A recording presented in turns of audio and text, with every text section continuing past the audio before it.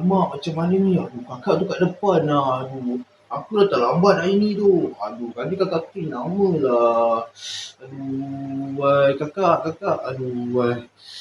Aduh, macam mana ni? Berhenti awak di sana. Kamu kata satu kan? Okey, kamu kata satu duduk sini. Sebab kamu kena denda sebab kamu dah terlambat. Okey? Kena tulis nama, okey? Ada mungkin. Kakak, jangan dia nama kakak. Nanti saya kena STM kakak. Tolonglah kakak. Saya masih baru budak form 1. Kau tak, saya baru form 1. Patutnya bagilah kelonggaran kepada budak-budak form 1 yang dah terlambat. Saya bukan agak babas sedia kakak. Tolong kakak. Aduh, kakak ni tak boleh ansur betul lah. Aish. Tak ada. Kamu dah terlambat. Tak ada nak kata. Tulis nama. Dah terlambat. Faham? Nanti. Pergi masuk. Aish. Apa benda ni? Baru 7.30. Aduh, macam lambat lagi pun datang kat sekolah lah.